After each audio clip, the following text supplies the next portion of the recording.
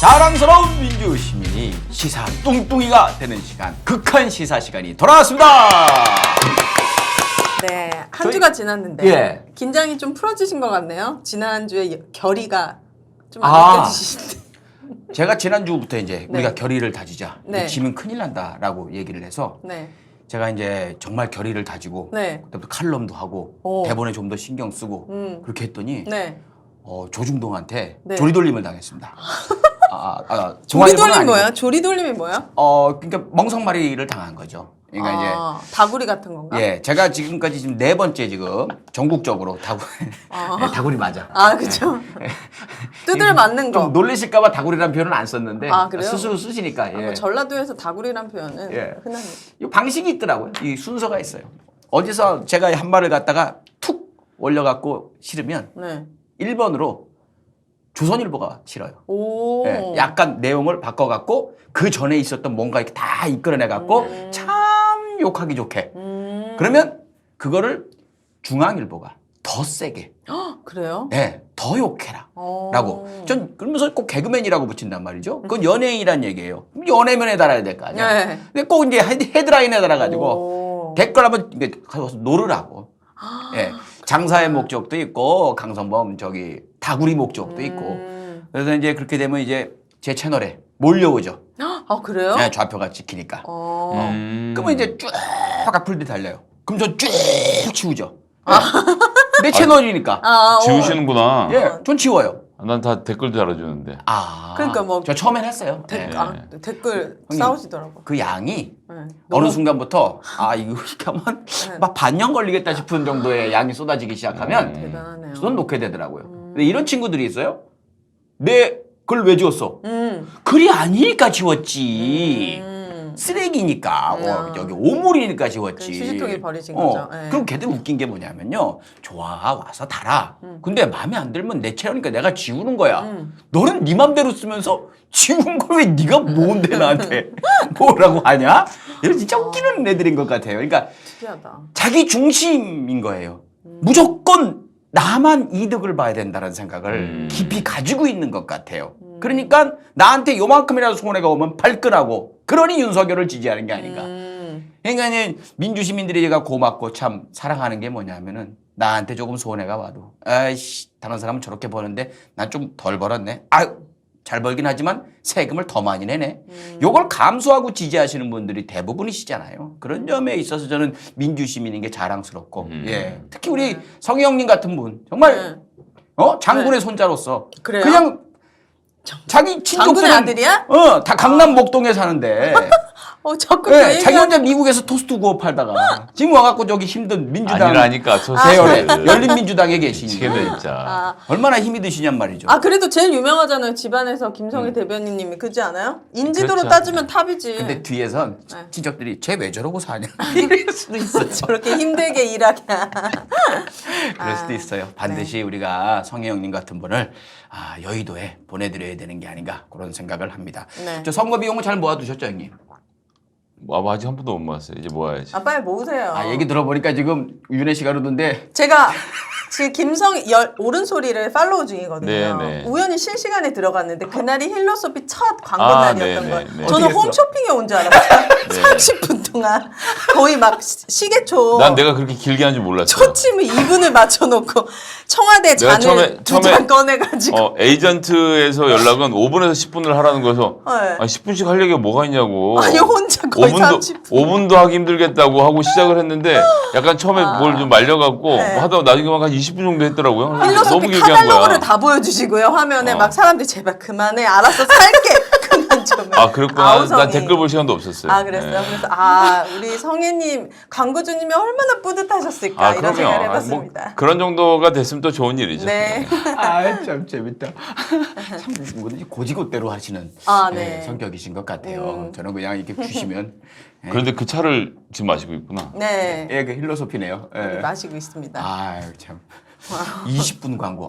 형이 이렇게 하면 그게 물 흐리는 거예요. 그러니까요. 형님. 난 여기 말씀드렸지만 5분 이상 해야 된다 그래서 그렇게 길게 어떻게 하냐고. 근데 하고 나서 그렇게 된 거야. 나도 그렇게 하는 줄 몰랐어요. 실시간이 쭉 빠졌다가 끝날 때쯤 다시 들어오시더라고. 이 양반이 한 5분 하면 됐지. 이제 5분만 하면 되죠. 5분만. 10분 넘어가니까. 보는 분들이 알아. 네. 기가 막히게 광고 끝날 타이밍 알아서 다시 네. 쓱 들어와요. 그렇습니다. 그래서 남아있는 분들이 대부분이니까. 예. 저는 이제 이제 광고한 지가 좀 됐으니까 네. 저는 광고주님한테 이렇게 합니다. 알아서 합니다. 예. 그 뭐 안 되면 안 넣으시면 되는 거니까 이렇게 얘기를 하죠. 예. 그렇구나. 근데 그렇게 얘기한 게 더 부담된다. 아, 그래요? 내가 너무 건방 떨어놨나? 이 생각도 들고 해서. 아무튼 광고 초보인 우리 성혜 형님. 네. 여러분들 광고 이렇게 보시면은 좀 그거 껄끄러워하시는 분들도 많이 계셔요. 그런데 다 이해들 하고 이렇게 봐주시고 또 이 반응을 또 보여주시는 거겠죠. 채널 유지하기 위해서 그리고 또 다른데 이렇게 그 어떻게 보면 눈치 보거나 이것저것 해야 되는데 내 가족이 있는데 이 생각 들어가지고 여러분들한테 집중 못하는 것보다는 네. 광고 간단하게 해드리고 여러분들하고 같이 웃으면서 얘기하는 게 또 이런 낫지 않나. 광고가 있어야 우리가 계속 유지하고 방송할 수 있는 거잖아요. 저 이 사무실 차린 게 광고 믿고 차린 거니까. 아, 네. 예. 여러분 좀 부탁 좀 드리겠습니다. 우리 성혜 형님. 네. 앞으로는 한 10분 정도는 해주시죠, 형님. 예. 10분 길어요. 5분이면 할 거예요. 5분 할 거예요? 5분에서 10분만 할 건데 좀 길어졌어요. 저는 하나만 할 거라서. 예. 그래서 뭐 그렇습니다. 근데 예. 난 나중에 알았어요. 준비한 줄을. 네. 아, 나 댓글 달고 전혀 모르고 싶었는데 있다가. 참았습니다. 광고주님이 얼마나 고마워하셨을까. 광고주님도 들어오셨더라고요, 실시간에. 성혜 형 팬이거든. 얼마나 좋아하셨을까. 예. 네, 자, 아무튼 뭐 우리 좀 맛있게 성혜 잘 형님, 먹고 있습니다. 예. 출마해서 선거운동 하려면 광고 더 넣어야 돼요, 지금. 네. 예, 많이 좀 도와줍시다. 네. 자, 그럼 오늘 극한 시사 첫 번째 이야기부터 좀 시작을 해볼까요? 첫 번째는 이제 라이트하게 시작하기 위해서 뭐죠? 이거 성혜 형님한테 맡기는 시간인데 라이트하게. 김성혜 이것을 알려주마. 오, 이거 먼저 시간이 가나요? 되겠습니다. 오늘은 이걸 앞에 해야 성혜 형님이 짧게 끊고 뒤에 내용을 소화할 것 같아가지고 네. 항상 지난주에도 못했잖아요. 예, 그래서 앞에 좀 나와봤습니다. 좋습니다. 오늘은 뭘 알려주시겠습니까? 재정 건전성. 재정 건정성. 느낌이 어때?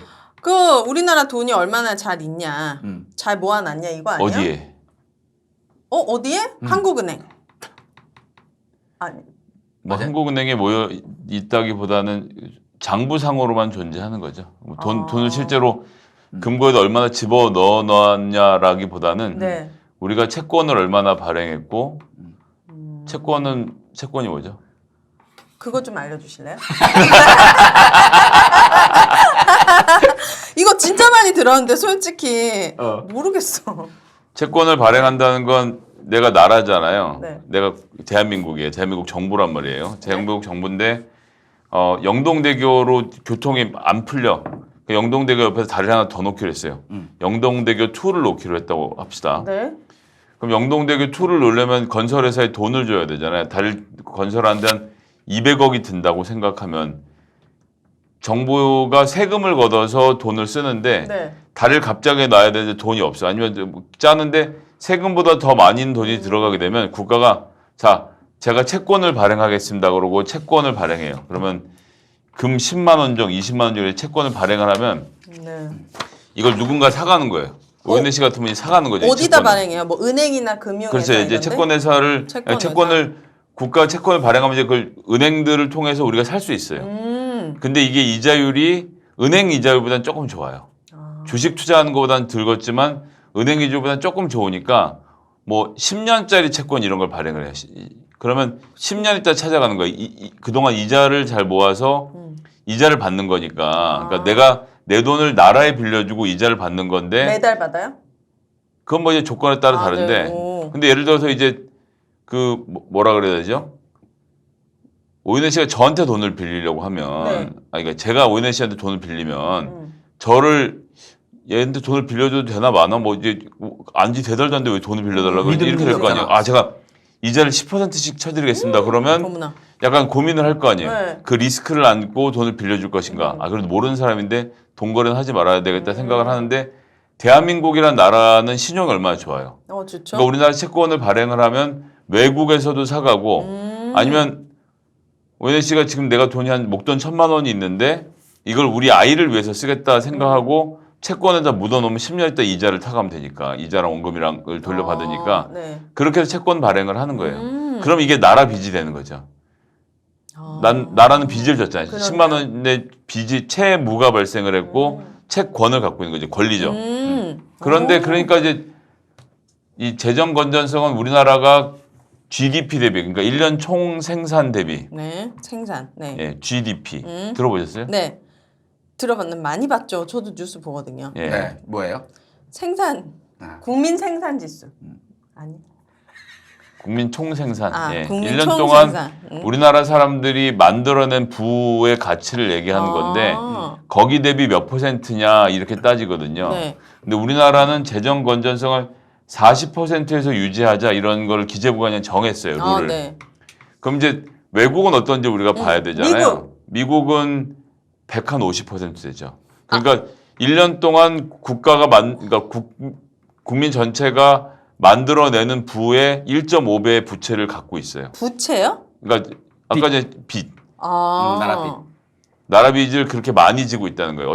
근데 우리나라는 40%는 되게 조금 지고 있는 거예요. 근데 이걸 지금 왜 따지느냐? 네. 간단하게 말씀드리면 코로나19 때문에 되게 어려워졌잖아요. 이거는 원래 없던 계획이잖아요. 갑자기 다리를 놓는 것도 5년, 10년 계획을 세워서 하는데 코로나 어느 날 아침에 갑자기 딱 발생을 해가지고 갑자기 돈이 필요하단 말이에요.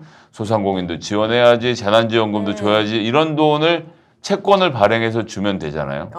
네. 근데 채권을 발행하면 국가의 채무가 늘어나니까 재정 건전성이 악화된다. 그래서 기획재정부가 못하게 하는 거예요. 그래서 지금 민주당이 맨날 재난지원금 준다 그러는데 결론적으로 못 주게 되는 건 다 기재부가 맡기 때문인 거죠. 근데 기재부의 논리는 이게 재정 건전성. 그러니까 살림 해보시면 느끼시지만 내가 집에서 지고 있는 빚이 있잖아요. 예를 들면 아파트도 빚을 내서 사야 되고 막 뭘 사고 하면 이러면 내 전체가 한 달에 500만 원을 벌면 한 200만 원까지는 빚을 갚는데 쓸 수 있지만 한 달에 500만 원씩 빚을 갚게 설계를 하고 살 수는 없는 거잖아요, 사람이. 그런 걸 얘기를 하는 건데 그래서 재정 건전성을 잘 지키려고 하는 기재부의 노력도 가상하지만 지금처럼 코로나 때문에 경기가 어려울 때는 국가가 과감하게 빚을 지고 그 돈을 개인들한테 나눠줘서 우리 소상공인들도 좀 편안하게 그러니까 손해를 본 걸 메꿀 수 있도록 해줘야 되지 않느냐. 지금 우리나라는 40%를 유지하고 있는 거예요? 그렇죠. 그러니까 OECD 기준 110%에 비해서 되게 낮은 수준이죠. 110. 제가 볼 때는 소상공인들 지금 월세 밀리고 해가지고 가게 폐업했는데도 그 사업자 등록증을 반납을 안 하고 가지고 있는 게 뭐냐면 나중에 보상 나오면 그거라도 받아야 되니까 이미 다 무너져가지고 밑바닥까지 떨어졌으니까 진작에 나라가 빚을 더 지더라도 소상공인들 월세 정도는 외국 그런 나라 많거든요. 선진국들은. 맞아요. 시원시원하게 줬어야 되는데 그걸 안 했단 말이에요. 왜? 나라빚 늘어난다고. 쉽게 설명해 드릴게요. 성님이 얘기한 거 대충 알아들었죠. 네. 더 쉽게 얘기를 하면 뭐냐면 윤혜 씨가 만약에 1년 연봉이 1억이야. 좋겠다. 근데 빚이 4천만 원이야. 네. 대출이. 네. 대출이 4천만 원이야. 그러면 은행 이자 치면 4천만 원이면 달에 100만 원이 안 되죠, 이자가. 100만 원이면 한 40만 원 이렇게 될 거 아니에요. 그래요? 네. 그 정도밖에 안 될 거예요. 1억이면은. 네. 저기 좋은 이자로 하면. 그러면 1년에 1억 버는 사람이 달에 50만 원 이자 어렵습니까? 안 어렵죠. 그거예요. 지금 대한민국이 40% 빚이라는 게 1년에 대한민국이 1억을 벌어. 근데 지금 현재 대한민국의 빚이 4천만 원이야.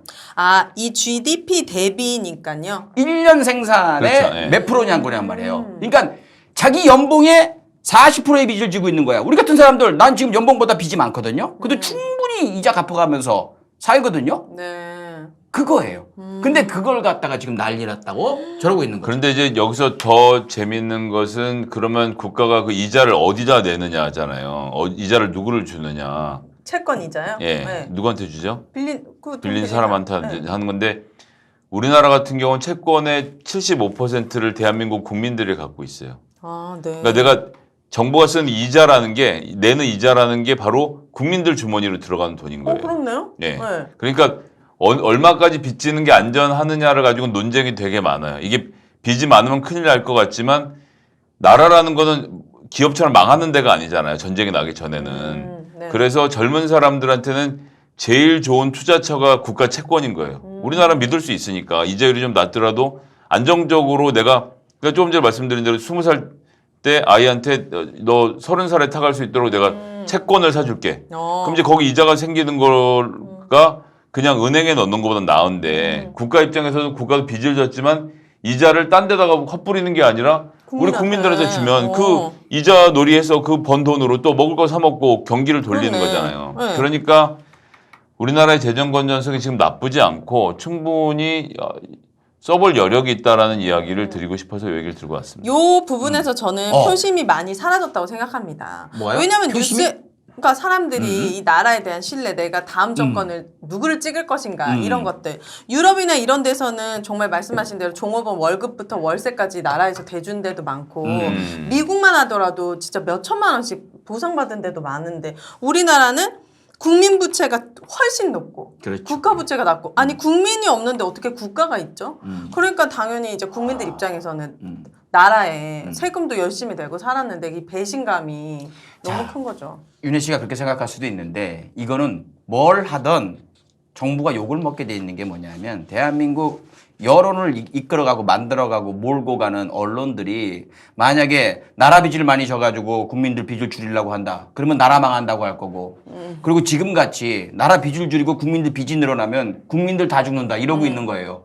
아 어떻게 해도 욕을 지금 먹을 수밖에 기울어진 없는. 언론 지형에서는 어찌됐건 정부가 죽일 정부 되는 거예요. 빨리 바꿔야 되는 정부로 만들어가고 있는 거예요, 언론이. 그래서 답답한 거죠.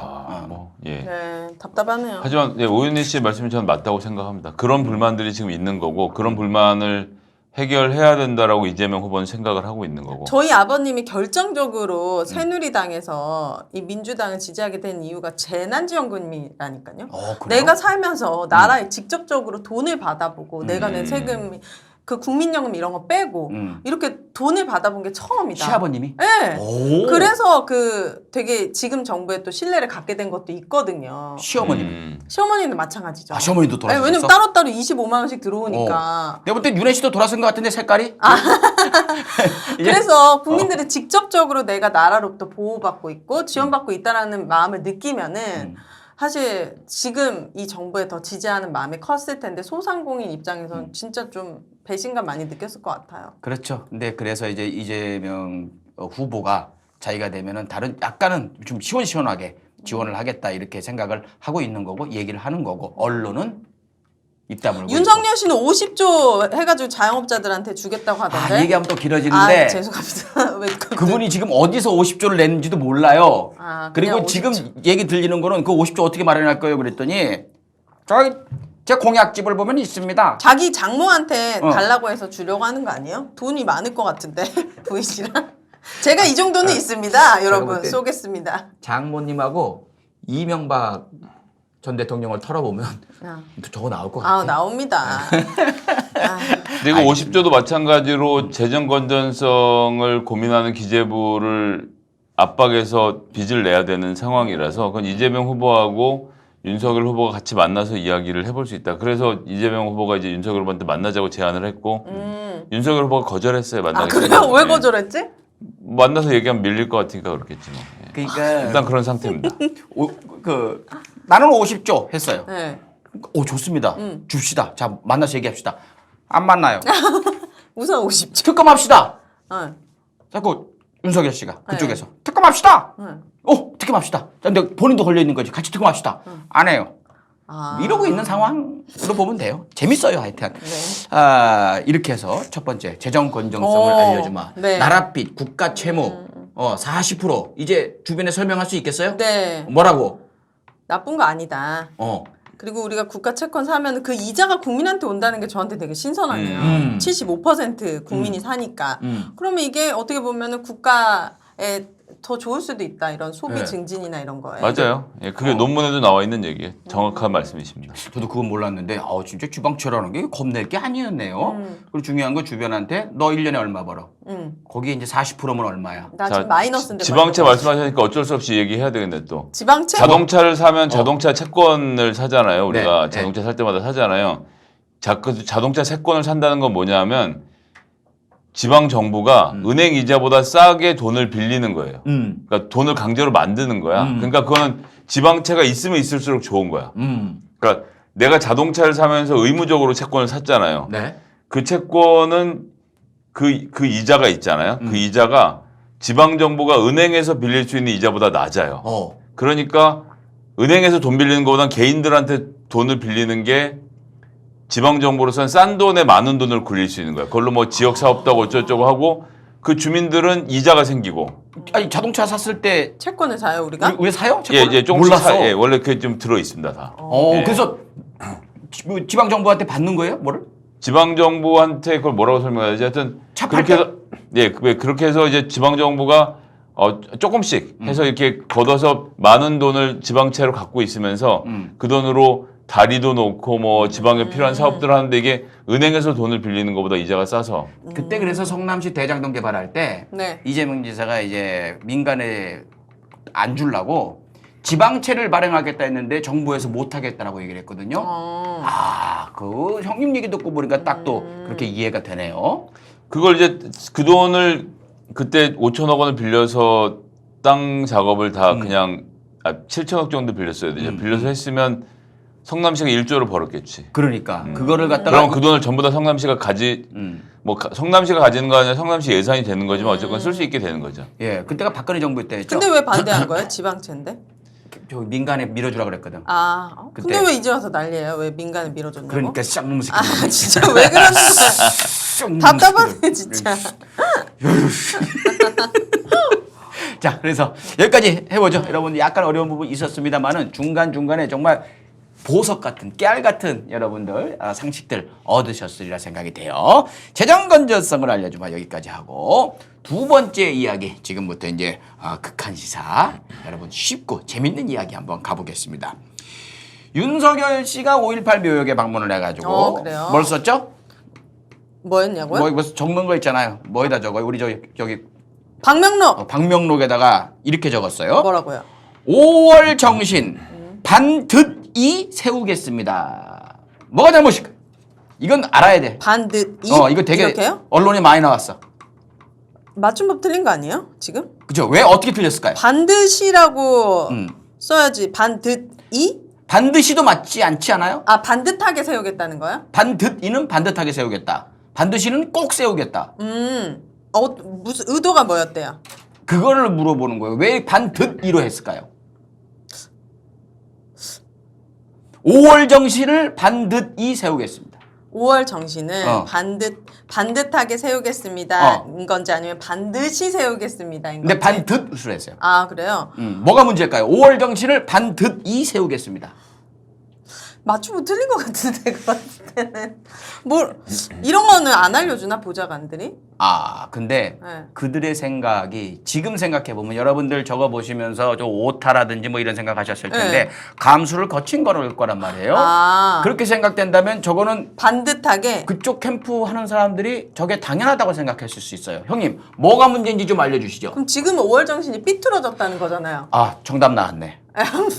지금 5월 정신이 잘못 써 있다라고 생각을 하나 봐요. 그래서 반드이 세우겠다라고 얘기를 했다는 거죠. 본인들이 오타가 아니고 잘못 쓴 겁니다라고 얘기를 하지 않았어요. 맞는 말 했는데 왜 그래? 그 얘기를 해버렸거든요. 5월 정신이 뭔가 삐뚤어졌다고 생각하나 보네. 형님 어떻게 생각하십니까? 근데 사실 이게 되게 애매한 지점은 있는데 네. 이게 왜 애매하냐면요. 저는 5월 정신이 삐뚤어졌다라고 윤석열 씨가 생각했을 것 같지는 않아요. 그런데 이제 5월 정신이라는 건 호남의 5월 정신이 이렇게 있고 나는 따로 있는 거야. 그래서 그 5월 정신을 5월 정신을 잘 하는 걸 나도 돕겠다. 이제 이런 정도의 의지를 담아서 얘기한 것 같아요. 근데 너무 유하게 얘기하시는데. 아니 뭐 실제로 그런 것 같은데 예를 들어서 오윤혜 씨가 지금 말을 들으면서도 뭘 세우겠다는 건지를 잘 모르는 게 맞는 말인 게 원래 이 말은 그러니까 그냥 일반적인 사람들이나 정치인 같으면 가서 이렇게 쓰죠. 민주화 인권 5월 정신을 계승하겠습니다. 아니면 받들겠습니다. 그러니까 그 5월 정신을 내가 5월 정신대로 살겠다. 그러니까 5월 정신이라는 게 뭐예요? 뭘 얘기하고 싶었던 걸까요? 이 5월 정신. 5월 정신. 광주의 5월. 광주의 5.18의 또 정신. 5.18의 정신인 거잖아요. 5.18의 정신은 민주항쟁으로 만든 우리의 민주주의. 그렇죠. 그 딱 정신. 그건 거예요. 그죠? 민주항쟁으로 만든 맞추기도 신기했어요 지금. 네. 자, 5월 정신이라는 거 지금 정확하게 말씀하셨는데 민주항쟁으로 만들어진 우리의 정신이라는 거예요. 네. 그래서 우리가 광주에 방문하면 그래 옛날에 80년에 5월에 광주에서 민주주의를 지키기 위해서 많은 분들이 항쟁을 하셨고 그중에 돌아가신 분도 계시고 우리가 그 뜻을 기려서 민주주의를 잘 세우도록 노력해야지. 그러니까 5월 정신을 세운 게 아니라 민주주의를 우리의 나라를 잘 세우도록 네. 해야 되는 거니까 내가 그거를 받들거나 계승하면 되는데 이 사람은 5월 정신이 내 게 아닌 거야. 저기 따로 있는 거지. 5월 정신을 잘 세우겠습니다. 이렇게 말을 했고 지금 기가 막혔던 얘기가 이분이 사과를 했어요. 광주에 이거에 대해서 내려가서. 사과 광주에서 광명록을 쓰기로 내려간 게 아니고 광주에 사과하러 내려간 네. 거지. 왜 사과를 했죠? 그 전두환 옹호 발언 때문에 그런 그렇죠. 거 아니야? 아 이제 뭐 아주 좋아. 근데 거기다 개사과만 개사과까지 해서 했었잖아요. 네. 문제가 돼서 사과하러 갔잖아요. 그러면 이 사람 지금 이제 머리를 조아리고 사과하러 간 거 아니에요. 네. 그래서 자기가 뭘 잘못했는지 얘기를 사람들한테 했는데 뭐라고 했대요? 뭐라고 했어요? 이제 거기에서 뭐라고 했냐면 네. 40년 전 광주에서 우리 광주 시민들이 하신 희생을 우리는 잊지 않습니다. 이렇게 잊지 않겠습니다. 이렇게 얘기를 했어요. 그러니까 네. 80년 5월에 광주가 오윤혜 씨도 민주항쟁이라고 얘기하는데 윤석열 씨는 희생이라고 얘기를 하는 거예요. 그러니까 이것의 결정적인 차이는 뭐냐? 네. 군인들이 들어와서 막 사람을 총칼로 죽이고 막 찌르고 이랬던 거 아니에요. 네. 거기에 시민들이 화가 나서 왜 우리 시민들을 죽이냐? 무장하라고 싸웠잖아요. 그래서 죽기도 하고 막 이랬던 거 아닙니까? 네. 그러니까 민주항쟁을 한 거예요. 민주주의라는 광주 그리고 이 대한민국의 민주주의라는 것을 군인들로부터 지키기 위해서 싸움을 하다가 돌아가신 분들을 우리가 기리는 거란 말이에요. 네. 근데 윤석열 같은 보수적인 인물의 입장에서는 아이고 사람이 죽었네. 희생인가 희생. 항쟁이 아니라. 그래서 오윤혜 씨도 민주항쟁이라고 말을 하는데 이 사람들은 이게 그냥 광주에서 80년에 사람이 죽은 사건. 그 희생이 있다라고 생각하니까 희생이라고 말을 한 거죠. 그러니까 이걸 전반적으로 보면 그러니까 윤석열이라는 사람은 광주에 대해서 나쁘게 생각한다 전 이렇게 보진 않는데 이게 팔짱 끼고 본 남의 일인 거죠. 아이고 많이들 죽었네. 참 그 불구경하듯이. 희생이 너무 참 유감입니다. 이렇게 얘기하는 거고 5월 정신 잘 세워야죠. 저기 5월 정신이 있는 거거든. 그러니까 이걸 받들겠습니다라고 간단한 일인데 민주화 인권의 5월 정신 계승하겠습니다. 민주화 인권의 5월 정신으로 대한민국 민주주의를 바로 세우겠습니다. 대한민국 민주주의를 반드시 세우겠습니다. 이렇게 얘기하면 되는데 늘이 없는 거야. 그래서 5월 정신을 반드시 세운다 그러니까 그게 무슨 얘기야? 5월 정신 반드시 서 있는데 이런 말들이 나오게 된 거죠. 야 지금 형님이 하신 얘기는 대한민국 모든 사람이 들어 다 공감하는 이야기. 근데 저는 열받게 얘기를 하죠. 저는 그거 볼 때 네. 5월 정신에 대해서 그 같은 말이긴 한데 내게 아니고 저기 있는 건데 이제 이렇게 해볼까? 난 이렇게 쉽게 생각하지 않았나라고 해서 화가 난 건데 사실은 밖에다가 얘기하려면 저렇게 얘기하는 게 그래요? 설득력이 있죠. 저는 그 윤석열 씨가 5월 정신에 대해서 아무 생각이 없었던 것 같고요. 네. 그리고 이 반드시도 저는 진짜 그 맞춤법이 틀린 것 같거든요. 왜냐면 바로 세우겠습니다. 뭐 반듯하게 세우겠습니다. 그렇게 해야지 그 반드시 세우겠다는 의미가 되는 건데. 이제 해명할 때는 뭐라 그랬냐면 네. 자기의 호남 친구 검사들이 반드시라는 표현을 자주 쓰더라. 반드시 하자. 반드시. 아따 거기 좀 반드시 세워봐잉 할 때 그 반드시. 거기 아따 그 5월 정신 좀 반드시 세워봐잉. 그 약간 삐뚤어졌구만. 요때 반드시. 이 사람의 아무 생각 없는 행동 하나로 너무 많은 사람들이 축축을 피곤해. 하는데 그게 쌓인 진짜. 거예요. 그냥 뭔 말을 할까. 아무튼 정말 창피합니다. 예. 어찌됐건 이 대한민국의 민주화라든지 그거에 그 저항했던 분들을 이해하는 마음은 현저하게 떨어진다라는 전혀 생각. 느껴질 수 없었어요. 그러니까 그런 분이 대통령이 되면 대한민국 민주주의에 대해서 얼마나 소중한 가치로 여길 것인가. 거기에 대해서 회의적으로 생각이 드는 거죠. 그 전에 네, 그죠. 윤석열 씨가 방문을 한 데가 또 김대중 전 대통령 네. 도서관을 방문했던 적이 있어요. 그래요? 예전에 네. 거기서 이런 말을 했습니다. 여기서 두 가지의 잘못된 말이 있습니다. 이것도 윤석열 씨가 방명록에 쓰신 거예요. 그래요? 예, 자, 제 말을 잘 듣고 네. 두 군데를 틀린데. 찾아보세요. 대한민국의 네. 새 지평선을 여신 김대중 대통령님의 성찰과 가르침을 깊이 새기겠습니다. 자, 뭐 다시 한번. 이건 문장을 줘야지. 두 군데 네 뭐야. 김대중 여기부터. 대한민국의 새 지평선을 여신 김대중 대통령님의 성찰과 가르침을 깊이 새기겠습니다. 무엇이 문제일까요? 여기서 반드시 새기겠습니다는 안 했는데 네. 어떤 두 가지가 있어요. 네. 예. 두 찍어요. 가지. 아무거나 단어 두 개. 단어. 음. 너무 고통을 주지 내가. 그러니까. 지평선? 띵동댕. 그리고 여신? 여신 땡. 지평선은 왜 지평선 띵동댕인데 왜 지평선이라고 생각했어요? 그 주세요 저기. 네. 형님. 대본 보면 안 돼. 대한민국 전 들었는데 잘 모르겠는데 뭐가 예. 틀렸는지. 형님이 설명해 주세요. 지평선이 왜 잘못됐죠? 수평선이라고 해야 되나? 뭐라고 해야 돼? 지평을 열어야지 지평을. 지평을 연다 이런 말을 쓰잖아요. 그래요? 예. 지평을 연다는 표현이 있습니다. 예. 지평선이 뭐예요?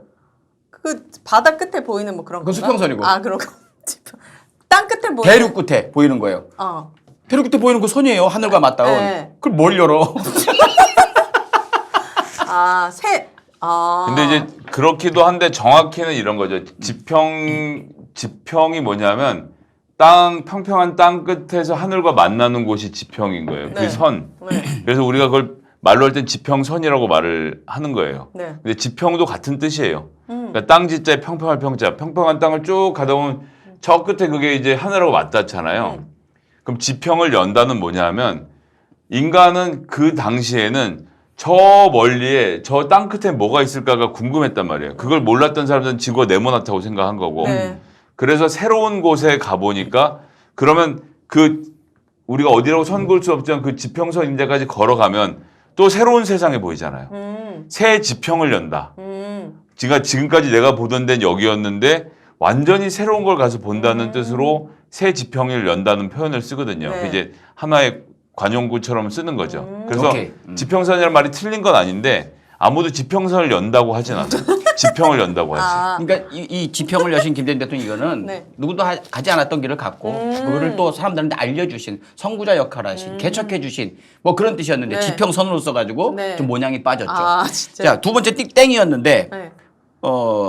여신 뭐 이건 열었다는 얘기니까 네. 맞는데 김대중 대통령님의 성찰과 가르침을 깊이 새기겠습니다. 여기서 성찰이 사람들한테 좀 웃음을 준 그 말이었어요. 성찰. 왜 성찰이라는 말이 잘못됐을까요?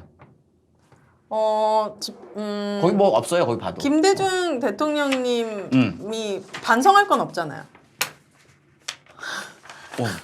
오늘 왜 그래? 맞아요? 오늘 왜 그래? 오늘 미안해. 내가 우습게 알았어. 대본을 네. 해킹당했나. 대본에 안 써있잖아요. 아니요. 여기 내용은 안 나와 있으니까. 네. 형님 더 정확히 설명해 주시죠. 뭐 설명할 것도 예. 없다. 이게 이제 통찰이라는 단어가 있어요. 통찰. 이게 뭔가 시대를 꿰뚫어 보는 눈을 가진 통찰력이 있는 사람이다 그러잖아요.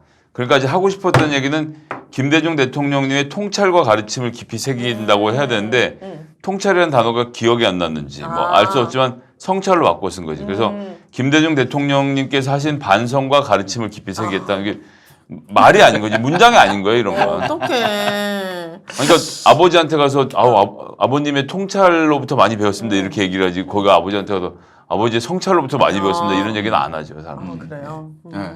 저는 아버지의 성찰을 배우겠습니다. 뭐 이러면은 아버지 지은 죄를 제가 받들겠습니다. 이런 거니까. 아무튼 뭐 윤희 씨가 바로 얘기하니까 네. 더 얘기할 게 없는 것 같네요. 자, 이렇게 해서 윤석열 씨의 방명록 그 전에도 이제 뭐 이건 방명록만 얘기한 건데 이제 수많은 말들이 있었는데 저는 그런 생각이 들어요. 이제 캠프에서 최대한 윤석열 후보를 감추지 않을까 그런 생각. 좀 감춰야 될 것 같아요. 예, 어떻게 보면은 노출을 안 시키면 자기들은 이길 수 있다라고 생각을 좀 할 것 같아요. 지지율도 그렇게 나오고 있고. 그래서 그 뒤에도 얘기하겠습니다만 최대한 상대방과 맞붙어서 자기를 평가받는 그런 기회를 갖다가 줄여버리지 않을까. 사람들에게 판단할 기회를 주지 않을까. 그런 게 좀 걱정이 돼서 네. 저런 식으로 해갖고 어거지로 대통령이 되면 이 나라 어떻게 될까라는 걱정이 되는 거죠. 네. 예, 윤석열 후보의 방명록. 윤석열 씨라고 하면 또 언론이 지랄하니까 뭐라고 해야 돼요?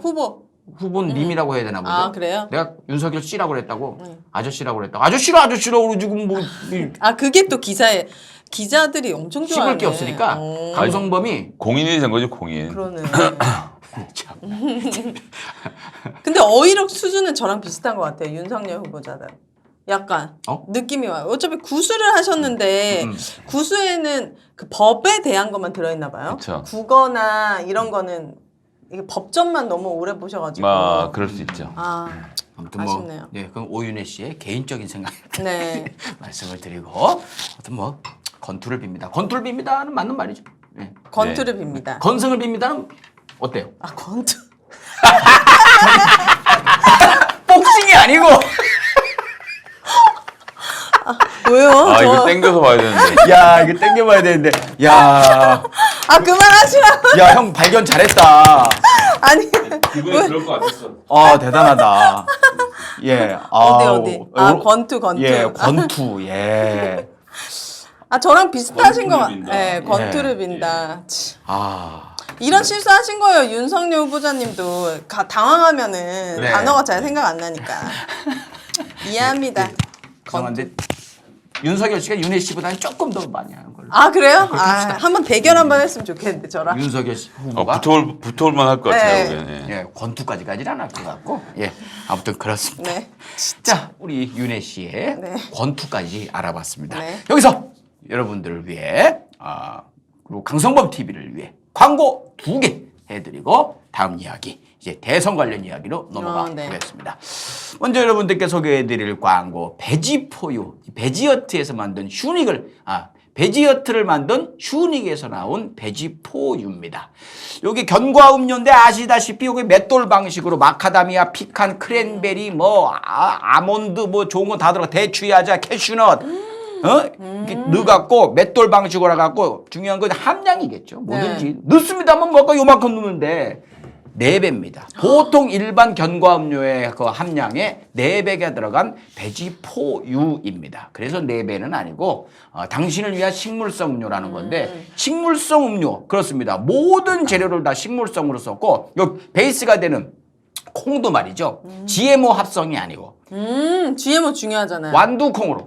GMO가 중요하죠. GMO가 아닌 게 중요하죠. 그니까. 예, 유전자 합성한 게 아니고 완두콩으로 하나하나까지 정말 그 합성 첨가제는 제가 혐오하는 분이거든요. 혐오까지 할 필요는 없는데 정말 단 하나도 넣지 않고 설탕이 미량 들어갔는데 그거조차도 유기농 설탕을 갖다가 와. 집어넣은 그래서 맛을 완벽하게 맞췄습니다. 복 받으실 거예요. 예, 그리고 이게 유화제라고 해갖고 잘 섞이게 만들고 안 가라앉게 만들고 있는 건데 그건 강제적으로 하는 거잖아요. 네. 그것도 안 넣기 때문에 밑에 좀 고용분이 가라앉을 수 있어요. 잘 흔드셔가지고 드시면 되는데 식사 안 하신 분, 이게 식사 대용으로도 굉장히 좋거든요. 저는 먹었어요. 제가 잘라서 드릴게요. 드실까요? 그냥. 예. 김성애. 우리 남편이 이거 아침마다 먹거든요. 출근하기 전에. 여기에다가 엄청 베지포유를 한 숟갈 반을 타갖고 먹어도 네. 딱 좋습니다. 예, 베지포유. 저도 밥을 안 먹어가지고. 저 아까 권투 틀렸을 때 저 김성애 보좌관님 덧니 활짝 웃는 거 지금 몇 달 만에 처음 뵀거든요. 네. 네. 전이 원래 잘 안 보이는데. 그러니까 덧니 웬만하면 잘 안 보여주세요. 그렇게 활짝 웃으시는 거 너무 오랜만에. 제가 광고하잖아요. 네. 드시라고. 아무튼 이거 먹으면 옛날에 처음 삼육두유라는 게 나왔었죠. 그래요? 그때 어렸을 때 그게 나왔을 때 그게 정말 충격이었어요. 너무 맛있어서. 이렇게 맛있는 게 있어? 근데 지금 와갖고 그거 성분을 이렇게 보면은 이래서 맛있구나. 이런 걸 넣어서 이렇게 맛있구나 하는데 이건 보면은 다 내가 그냥 그 의사들이 좋다고 한 것만 잔뜩 들어갔는데 맛있다 이 생각이 드는 거죠. 아무튼 프리미엄 견과 음료를 드시려면 베지포유. 형 맛있죠? 이거는 맛도 맛인데 맛있고 엄청 든든해요. 맞아요. 든든해요. 그렇죠. 영양 밸런스를 맞추고 이게 맛은 있는데 맛을 위해 먹는 게 아닙니다. 건강을 위해 먹고 즐거움을 위해 먹고 내 몸을 위해 먹는 거니까 프리미엄 견과 음료 베지포유 여러분들 배송 메시지에 강성범이나 강성범 멋있다 적어주시거나 검색창에 슈닉 치시고 전화로 물어보시려면 010-7272-6717 이렇게 전화하셔가지고 물어보시면 되겠습니다. 그리고 여러분들 요거 한 박스당 요게 할인해갖고 2박스인가 이상 사면 1,200원 얼마 정도 돼요. 예. 그래서 여러분들 합리적인 가격에 개당 여기 1,200원. 들어간 거 다른 제품하고 비교해 보면 이 가격이면 여러분 굉장히 좋은 가격입니다. 제가 사실 요거 차에 하나 놔두고 왔는데 네. 하나 얻어 먹었습니다. 가는 길에 이게 제가 요 단방송 목동이라서 되게 가는 길이 되게 지루하고 배고프거든요. 네, 맞아요. 요거 먹으면 든든하더라고요. 네. 헬스업 인증도 받았네요, 여러분. 저긴 다 햇섭 인증 시설에서 만들어내기 때문에 믿고 드셔도 됩니다. 휴닉 배지 포유였습니다. 죄송합니다, 광고주님. 성형님은 20분 하는데 저는 짧게 해서. 내가 지금 몇 분 하나 봤어, 그래. 재봤어. 이렇게 하면 안 돼. 저희 오정TV도 광고 잘하는 걸로 소문나는데 20분은 안 하거든요, 이쪽으로. 아, 몰랐어, 진짜. 정말. 아, 형이 상도를 깨시네. 그러니까. 나 이제 앞으로 시계 놓고 할게요. 네, 부탁드립니다. 우리는 데만 2분 기다린다고. 그러니까. 우리는 것만 3분. 뭐 깜짝 놀랐어요. 90도에 3분. 정해진 물도 시간대로. 끓이는 거예요, 갑자기. 물 좀 끓여놓든가. 아, 물을 끓여? 물을 끓인 다음에 다시 부었다 다시 또 막 식히는 거예요, 또 이렇게. 그동안 계속 제품 얘기만 하고. 네. 멋있다. 아, 홈쇼핑인 광고주님은 줄 진짜 알았습니다. 정말 좋아하시겠다. 예. 두 번째 광고는 여러분들, 이게 처음에 광고했을 때 서버가 다운이 됐습니다. 왜요? 이게 좋은 제품이기도 하지만 강성범 TV 애청자분들이 사랑해 주신 탓도 있지만 가격이 말도 안 되게 나왔어요. 아, 그래요? 예. 마켓 2 곱창김인데요. 청산도라고 있습니다. 여러분 지도 보시면은 완도보다 더 한참 아래로 내려가면은 거기가 관광지로 유명한데 시간이 멈춘 섬이라고 사람들이 불러요. 너무 깨끗한가? 청정구역인 거죠. 거기 양식장에서 만들어낸 이 곱창김입니다. 근데 대박. 곱창김이 왜 대단하냐 하면 대단한 건 아니고 영양가도 높지만 왜 대접을 받고 또 맛이 있냐면 네. 맛있게 채취를 하려고 1년에 한 달도 안 되는 한 20일 정도만 채취가 가능해요. 1년에요? 그래서 물량이 적고 아. 귀한 대접을 받고 중요한 건 이 식감 자체가 다르거든요. 네. 오도독오도독 씹히잖아요. 그 마켓두 곱창김입니다. 요게 이제 여러분들 가격 비교해 보시면 아시겠지만 어떻게 구성이 되느냐. 먼저 이게 곱창김. 예. 아, 50장짜리 하나에 대박. 하나 더 원 플러스 원 50장짜리 100장에다가 네. 예. 거기다가 형님 강성범 TV 하려면 한번 터트립시다. 시원하게 좀 사은품 좀 써봐요. 그랬더니 돌김 100장짜리를 하나 더 드리고 형님 거기가 이제 알아온 영농조합이나 수산조합인가 그렇거든요. 거기 만드는 거 많잖아요. 그중에 좀 저기 줄 수 있는 거 좀 줘봐요 했더니 자른 다시마 국물 내는 거 그리고 더 줘요 했더니 육수 내는 거 요거 멸치 한 봉지 아니, 큰 멸치예요. 이거 하나 사면 이걸 다 준다고요? 38,000원에 38,000원에 요걸 다 드리는 걸로 구성을 했습니다. 그런데 김장철 다가오지 않습니까? 요 두 개 가지고 육수 내가지고 김치 속 만드시면은 여러분들 여러모로 참 대단한 가격에 멸치가 너무 실한데 엄청 커요. 이거- 생선 같아요. 이거 국물 내기 엄청 좋은 거겠죠. 그렇네요. 저는 저 국물을 안 내봐서 모르겠는데 우리 집사람은 되게 우와 이러더라고요. 왜요? 전혀 아니네요. 아무튼 이렇게 구성이 돼 있으니까 검색창에 마켓 2 치셔가지고요 들어가시면은 이쪽에 여러분들 많이 오시니까 잘 보이는데 맨 상단에 이쪽 맨 왼쪽에다가 강성범 TV 이벤트 달아놨거든요. 거기 들어가시면은 구성하고 가격 딱 나와 있습니다. 그거 보시고 다른 데랑 비교해 보시고 그리고 품질은 또 제가 먹어봤습니다. 맛있습니다. 자신 있으니까 드셔보시고 거기 후기에 어떤 분이 맛없어 이렇게 써놨어요. 이게 뭐 곱창김이야. 본인 아이디가 없어. 뭐지? 그런 건 하지 마. 말로 이렇게 해요. 그리고 다른 건 다 사봤는데 이거 뭐야 그러면서 이렇게 해놔셨더라고. 그분께서는 제가 먹어봐서 말씀을 드리는 거예요. 뭐가 문제인지 모르겠는데 제가 환불을 해드리겠습니다. 그분께는. 그리고 그동안 저희 강성범 TV를 통해서 사신 게 있으면 영수증을 저한테 보내주세요. 그걸 전부 다 다시 환불을 해드리겠습니다. 그러니까 만약에 악의적으로 하셨으면 이거는 뭐랄까 사람 사는 이 뭐랄까 사회에서 이런 것은 하지 말아야 되지 않는가. 전 이런 건 범죄와 가깝다고 봐요. 그쵸. 누구를 해하기 위해서 빨리 가서 지워야 되겠다. 네. 여기 있었습니다. 그리고 그런 거 하시려면은 그냥 나 이 강성범 TV 싫은데 거기서 왜 팝니까? 이렇게 얘기하시면 되지. 그렇게 머리를 쓰시면 안 되죠. 본인 이름을 걸고 무언가를 주장하고 내세우는 그런 건전한 사회가 되었으면 좋겠습니다. 그 형님은 또 고지고대로라 그걸 또 안 주고 그냥 놔뒀더라고. 아, 그래요? 그래놓고 죄송합니다. 아, 진짜요? 아무튼 그분께서는 아이디를 모르니까 누군지 이름을 얘기를 못 하겠어요. 그분께서는 저한테 영수증 첨부해가지고 보내주십시오. 지금까지 사신 거 다 제가 환불을 해드리겠습니다. 저 그 정도 재력은 있거든요. 네. 자, 그렇게 해서 검색창에 여러분 마켓2 치고 들어가셔가지고 강성범 TV 이벤트 클릭하시면 거기 왕전복 이벤트 처음에 광고했던 거 오. 엄청난 크기의 전복이 1+1 20마리가 산소 진공 포장을 그대로 해가지고요. 전복이요? 예, 도착해서 다음날 봐도 뜯어지지가 않을 정도예요. 마켓도 검색하고 들어가면 되는 거예요? 네, 마켓2 검색하고 들어가셔서 살펴보시면 되겠습니다. 마켓2 광고였습니다. 끝! 네. 이제 오늘의 메인 주제로 한번 뭡니까? 가보겠습니다. 지난주에도 살짝 얘기했지만 그거는 뭐 이전에 있었던 선거에 대해서 얘기를 했던 거고 이제 앞으로 있을 선거 20대 대통령 20대 대통령 20대 죠? 선거 네. 지난주 얘기했잖아요. 네. 예, 20대 대통령 선거에 대해서 이야기를 해보겠습니다. 네. 윤혜 씨, 네? 20대 대통령 선거일은 몇 월 며칠입니까? 3월! 3월. 알아요? 안 하고요. 알아요? 네? 당신 알아요? 네, 알아요. 알아요? 네. 다 알아요? 11일!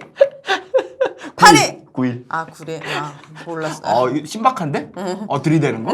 그렇게 해요 좀. 아니 제가 볼 때는 윤혜 씨가 네. 다른 데 가갖고 뭐 누굴 만나건 뭐 대권 주자를 만나도 막 들이대면서 왜 성우형한테 이렇게 조심해? 안 조심하면 안 돼요? 좀 조심. 내가 볼 때 지금 되게 조심해. 자꾸 덧니 매력 아. 있으시다 그러고. 아, 그게 뭘 조심하는 거예요? 그리고 시작할 때 내 이거 칸막이 이렇게 내리면서 성우형 건 밀고.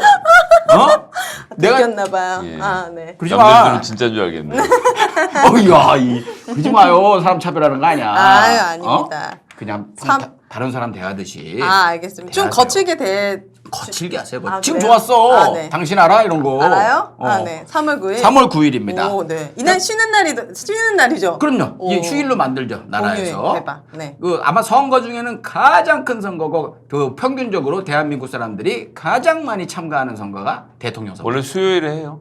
아. 항상 수요일날 하는 거죠. 네네. 네. 그리고 국회의원 선거도 그렇죠. 네. 네, 항상 수요일로 잡아놓더라고. 이유는 잘 모르는데 하여튼 그날짜에 맞춰서 미리 하더라고요. 선거하는 것도 있죠, 이번에. 그것도 물어볼게요. 네. 그 바로 물어보겠습니다. 그러면 사전 선거하는 그 기간은 언제일까요? 언제냐고요? 네. 이 전주. 전주? 한 일주일. 사전 투표라는 게 있어요. 네, 사전투표. 전 네. 맨날 사전투표를 했거든요. 사전 투표를 했어. 네. 그럼 며칠 전까지 할 것 같아요. 한 수요일이니까 일요일까지. 그 전주 일요일. 일요일까지. 성형님 어떻습니까? 그 전주 금토 이렇게 이틀을 하죠. 아, 그래요? 투표. 네. 이틀만 그렇게 해요? 날짜가 요일이 정해진 거예요? 금토더라고요. 그러니까 그건 이제 노는 날을 껴서 사전에 하실 수 있도록 하는 거고 그 전에 하는 이유는 그때 투표를 맞춰야 그 사전 투표는 아무데나 가서 할 수 있잖아요. 맞아요. 그러면 투표한 용지를 다 지역별로 분류를 해서 그걸 이제 각 지역으로 다 보내기 위해서 그만큼 시간이 필요한 거예요. 그래서 개표하기 전날인지 그 당일에 해당 투표 용지들이 다 해당 선거구로 다 모이게 만들어 놓죠. 그리고 그날 투표하신 것들을 합쳐서 결과를 보여주는 겁니다. 그래서 그럴 시간이 필요해서 그 전주에 하는 것이고 직장인들도 하기 편하게 하려고 금토로. 왜냐하면 투표 당일은 골무로 해야 되는데 또 그냥 조그만 사업장 이런 데는 그냥 빨리 아침에 투표하고 와라 아니면 뭐 투표할 시간 안 주고 눈치 주고 이러니까 맞아요. 그런 분들 먼저 가서 하시라고 이렇게 만들어 놓은 거예요. 그리고 자영업자 같은 경우에 영업시간하고 교체를 못하니까 그 금토 이틀 주면서 그 시간 되는 대로 하세요. 그리고 시간도 좀 넉넉하게 주죠. 8시까지 주나요? 이제 투표 당일에 개표 당일에는 개표를 해야 되니까 6시 끝나는데 이건 이제 전이니까 제가 지금 정확히 기억 안 나는데 한 9시 정도까지는 아, 사전 시간을 줘서 투표가요? 사전 투표를 할 수 넉넉하게 있겠죠. 줘서 사전 투표를 하게 하고 그러니까 금토에 하면은 일월화수 4일 정도가 있으니까 그때 이제 자기가 사는 주소지의 지역구로 그걸 보내라고 그 시간까지 그렇게 줘서 사전 투표를 하는 거죠. 사전 투표는 그 전주에 금요일, 토요일 이렇게 되는 겁니다. 네. 이제 여당, 야당 그리고 그 나머지 2개 정당도 지금 대권 후보가 나왔어요. 네. 그분들이 지금 확정된 걸까요? 4명으로? 아닐걸요?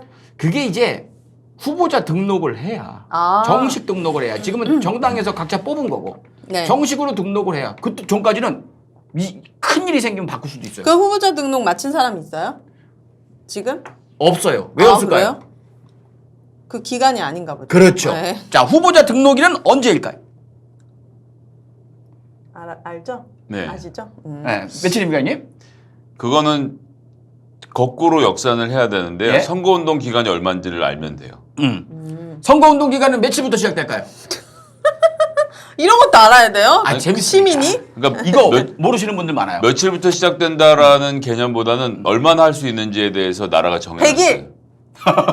그 예비 선거 운동 기간 포함 100일 더 할 수 있는데 실제적으로 이렇게 어깨띠 달고 막 이렇게 쓰고 막 온 사람 돌아다니면서 동네에서 막 하는 거 있잖아요. 그거 하는 기간은 우리나라는 정했어요. 60일.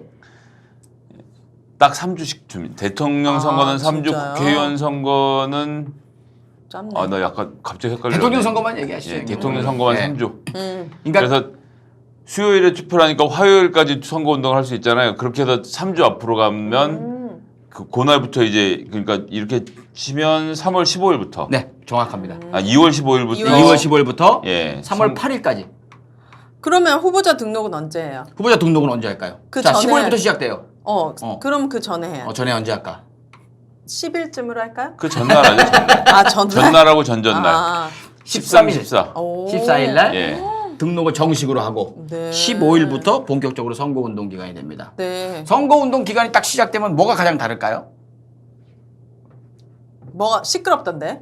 시끄럽고 어. 그때부터 이제 트럭 돌아다니기 시작하고 막 마이크 달고 막 돌아다니기 시작하고 네. 벽에 벽보 붙고. 쫙 벽보가 붙기 네. 시작하는 거죠. 그러니까 우리나라에만 있는 불합리한 제도예요. 벽보가요? 외국은 선거운동 기간이라는 게 기본적으로 다 없어요. 그래요? 내가 출마하겠다고 생각하면 아무 때나 나가서 아무 때나 선거운동 할 수 있는 게 정상적인 나라죠. 근데 우리나라는 그 국회의원 선거도 그렇고 대통령 선거도 기간을 정해놔서 기간 외에 아예 선거운동을 못하게 하니까 주어진 정해진 2, 3주의 기간 동안 나를 알려야 되니까 그 난리를 치고 다 옷을 입고 트럭을 타고 돌아다니면서 소리를 지르는 거예요. 근데 외국은 네. 국회의원 선거에 나가겠다는 사람이 내가 3년 전부터 돌아다니면서 저 출마할 김성애입니다 이렇게 얘기하고 다녀도 되는데 네. 우리나라는 사전에 그런 얘기를 하면 사전 선거운동으로 걸리죠. 그럼 선거운동의 기준이 뭐예요? 예를 들어서 TV 토론회 같은 거. 그걸 마이크 잡으면 안 되잖아요. 아니 그걸 이제 다 정하는 거예요.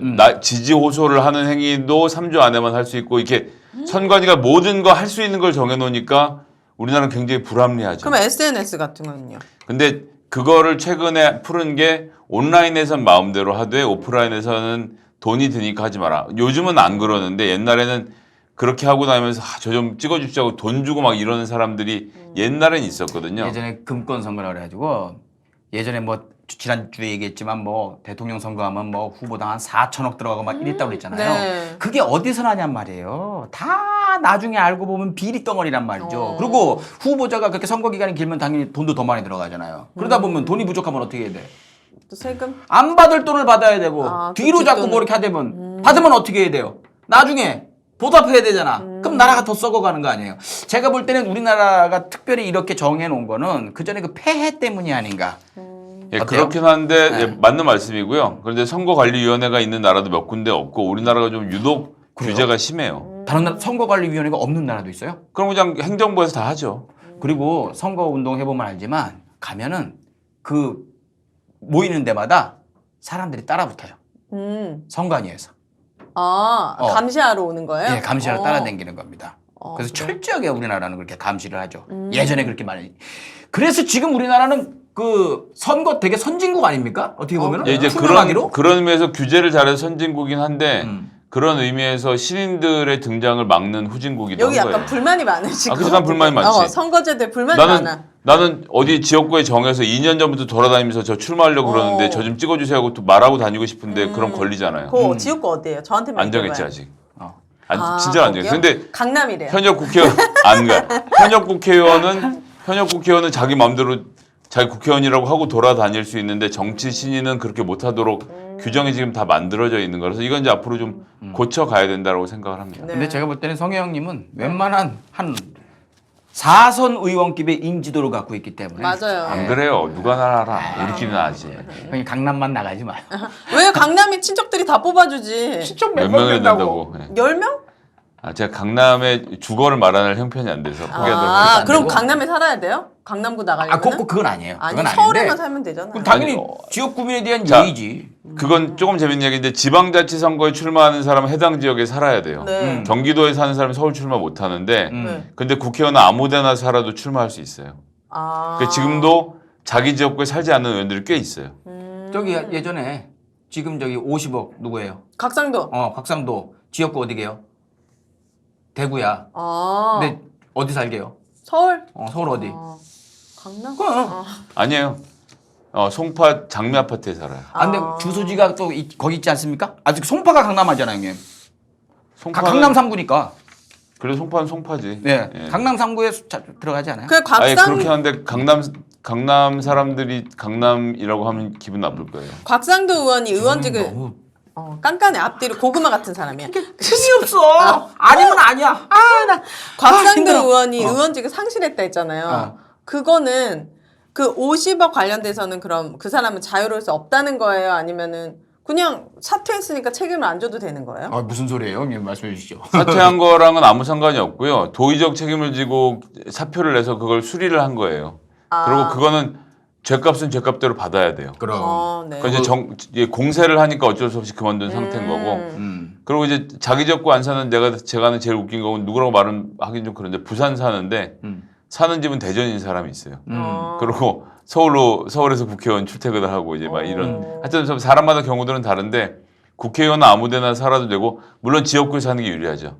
근데 지방자치 선거에 나가는 경우에는 해당 지역에 살아야 된다. 시의원, 구의원, 뭐 시장, 뭐 구청장 이런 사람들은 그 지역에 살아야 된다. 그렇죠. 네. 근데 이제 시원하게 좀 좀 해주시면 안 돼요, 형님? 그렇죠. 불안해가지고. 근데 내가 갑자기 그 얘기를 왜 했냐, 잠깐 머뭇거렸냐면 네. 대구시장인 권영진 씨가 예, 대구 시장 때였는지 국회의원 때였는지 내가 헷갈려서 그런데 그분도 노원에 살거든요. 예. 노원에 살았지. 지금은 대구에 살아요. 하여튼 그런 경우들이 있어서 예, 그렇습니다. 예, 아무튼 뭐 그렇다는 거. 네. 그리고 아까 성혜 형님 친척들이 다 강남에 살기 때문에 강남에 출마하면 되지 않느냐. 그럼 뭐 친척들도 안 뽑을지 몰라. 배제할 수 없어요. 네. 좀 슬픈 가족사네요. 뭐 그렇다. 뭐 사이가 나쁘다는 건 아니고 그냥 살면서 한 번 정도씩 너 때문에 내가 누구 찍었다고 하시는 분들이에요. 예. 한 번만. 예. 여러 번은 안 돼. 내년에 좀 부탁 좀 드려보세요. 형이 출마 못 봐주시겠죠. 그럼요. 예, 근데 강남에 출마하면 똑 떨어져요. 알겠습니다. 뭐 그렇다는 거. 다음 질문을 해보겠습니다. 후보자 등록은 2월 13일, 14일, 그리고 선거운동 시작은 2월 15일부터 선거 전날 네. 3월 8일까지 하게 되고 선거는 3월 9일 날 하게 됩니다. 그렇다면 선거운동 기간이 네. 시작되면 후보자들은 네. 토론을 해야 됩니다. 토론. 의무적으로. 그렇죠. 최소 의무적으로 몇 번 토론에 참가해야 할까요? 10번! 10번! 말도 안 되게 많아요. 그래? 3주잖아요. 21일. 5번? 5번? 3주. 3주? 3번? 3번. 네. 너무 적은 거 아니에요? 그죠? 3번으로 어떻게 그 뭐 여러 가지 뭐에 따라 다른데 뭐 TV 한 번, 라디오 한 번, 뭐 한 번 이런 식으로 해서 3번 뭐 이런 정도가 기본이고요. 협상에 따라서 더 할 수 있어요. 그 언론사가 주최해서 후보들을 다 불러서 토론을 할 수 있고 직전 선거에서 5% 이상의 지지를 받았던 정당의 경우에는 그 토론에 함께 낄 수 있고 거기에 못 끼는 그룹들은 별도의 군소 그룹 토론회를 따로 합니다. 그리고 요 3번의 정해진 토론회의 경우에는 말씀드렸던 전체가 들어와서 하는 토론회도 있고요. 이게 서로 자신 있으면 늘릴 수는 있죠, 형님. 그럼요. 얼마든지 늘릴 수 있어요. 후보 간의 합의를 더 정확히 언론사가 주최하는 토론회가 가능하죠. 네. 자, 그래서 예전에 문재인 후보와 박근혜 후보가 붙었을 때 네. 박근혜 대통령이 됐죠? 네. 그때 토론 몇 번 했을까요? 3번? 맞죠? 예, 그렇죠. 그때 안 받는 거야. 근데 윤석열 후보자도 많이 하려고 하지 않으실 것 같은데요? 그렇죠. 네. 제가 볼 땐 형님은 어떻게 예상되세요? 주어진 것 이상 잘 안 하려고 할 거예요. 그렇죠. 딱 3번 할 것 같죠. 네. 그러니까 우리가 참 답답한 겁니다. 이 나라를 5년 동안 쥐고 큰 권한을 대한민국 사람들이 줘야 되는데 3번 그 이야기하는 거 들어보고서 결정을 해야 한다니 제가 볼 땐 더 늘릴 가능성은 거의 없겠죠? 더 늘리고 싶으면은 천공 스승님한테 얘기해서 그분이 MC를 보시고 윤석열 후보자 옆에 있으면 마음이 얼마나 든든할 거예요. 이렇게 웃어. 그러면 할 것 같은데? 제가 볼 때 천공 스승님 찾아가서 그냥 윤석열 후보한테 너는 토론을 많이 해야 돼. 이거 한마디만 해도 그러면 되지 바로- 않을까? 그럼 이거 한번 써주고. 네. 그래서 손바닥에 10 써놓으면 10번 할 거 아닙니까? 아니, 무슨 농담입니다. 예. 아무튼 그런 상황이다. 최소 3번이다. 그래서 3번밖에 안 할 것 같다라는 생각도 들고요. 여론조사 지금 막 나오고 있죠. 아 그래요? 네. 네. 여론조사 지고 뭐- 있던데 예, 이재명 여론조사 후보자님. 꽤 지고 있습니다. 네. 근데 형님, 요건 간단하게 얘기해 보죠. 여론조사 지금 꽤나 많이 차이 나고 아직도 컨벤션 효과가 떨어질 것이다라고 하지만 그래도 차이가 좀 벌어져 있습니다. 요거 조정이 될까요? 쉽지 않아 보여요. 쉽지는 않아 보인다. 네. 예, 많은 해야죠. 노력을 해야 된다. 지금 20, 30대가 부동층이 많고요. 그리고 수도권에서 지지율이 되게 낮아요. 그리고 후보를 아직 안 정한 사람도 있는데 전국 지표조사 어제 나온 거 보니까 경제는 그래도 이재명이 잘한다고 대답하는 사람이 수도권에서 좀 많아요. 수도권 지금 다 지거든요. 그래서 경제를 중심으로 20, 30대의 여론을 어떻게 돌려 세울 건지 여기에 대해서 고민을 많이 이재명 후보가 해야 되는 시간이라고 생각해요. 저는 뭐 결국에는 다 따라잡을 수 있다고 보는데 지금 안심할 수 있는 상황 아니고 네. 윤석열의 컨벤션 효과는 끝났는데 그냥 지지율이 높은 거다 이렇게 받아들여야 된다고 맞아요. 봐요. 받아들여야 돼요. 그리고 우리가 좀 객관적으로 얘기를 해야 될 게 그전에 우리 여론조사 우리 상식 공부할 때 이 조사는 믿어야 된다고 얘기했던 그 여론조사 결과들도 지금 윤석열 후보가 뒤집어서 앞서는 걸로 나오고 있거든요. 그래서 우리가 긴장은 해야 되고 성형님 말씀대로 나중 되면 다 격차가 점점 줄어들면서 진짜 맞대결 싸움 치열하게 들어갈 겁니다. 예. 줄어들까요? 네, 전 줄어든다고 봐요. 네. 형님도 그렇다잖아요. 아니 왜? 2030 아마 왜? 아니 안 줄어들 것 같아? 2030의 마음을 왜 못 움직이는 거야? 왜 이렇게 싫어하는 거예요? 그건 이따가 네. 윤혜 씨가 물어본다고 했으니까 진짜 잠시 궁금해요. 후에 얘기를 하기로 하고. 야, 조사를 하면은 결과를 쭉 알리잖아요. 네. 근데 선거 날 며칠 전부터는 이 여론조사를 결과를 알릴 수가 없어요. 아, 며칠 전까지일까요? 선거 며칠 전에 한 5일, 비슷합니다. 3일. 일주일 전까지 알릴 수가 일주일. 있어요. 그러니까 6일 전부터는 깜깜이 기간이라고 하죠. 형님. 네. 그래서 몰라. 알리지 않습니다. 이거 설명 좀 해주시죠. 여론조사의 결과를 조작할 수 있다라고 생각하기 때문에 그래서 자기에게 유리한 여론조사 결과를 발표할까봐를 걱정해서 그냥 그렇게 룰을 합의한 거예요. 우리 네. 6일 동안은 서로 발표하지 말자.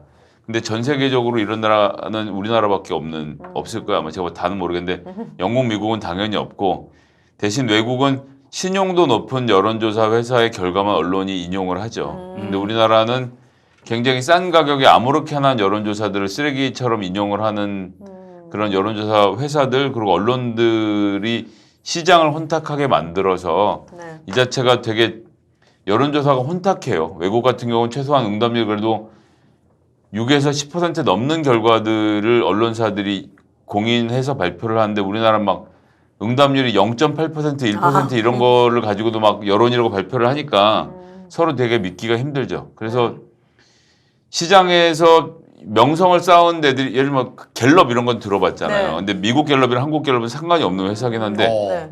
예, 그거 그냥 명칭만 사서 쓰는 회사예요. 여하튼 그런 식으로 뭔가 공인받은 회사가 오랫동안 데이터를 축적해오고 이게 선거에서 더 신뢰를 받아야 되는데 우리나라는 아무 여론조사 회사나 한 200만 원 줘갖고 여론조사 시키고 그 결과로 막 윤석열이 막 이만큼 이긴다, 뭐 이재명 뭐 이렇게 됐다 이런 거를 하도 발표를 했어서 6일 동안 못하게 하는데 요거는 사실 시장에 맡겨야 될 문제긴 합니다. 그런데 그러기 전에 언론이 조금 지금보다는 서로 자정하는 룰을 짜야죠. 우리 응답률이 6% 이하인 거는 발표하지 말자라든지 이런 기본 룰을 좀 짜야 되는데 못 그러고 있어요. 저 여론조사 쉽게 할 수 있는 게 우리 다 카카오톡 있잖아요. 네. 카카오톡이랑 얘기 잘 해가지고 음. 투표하기 음.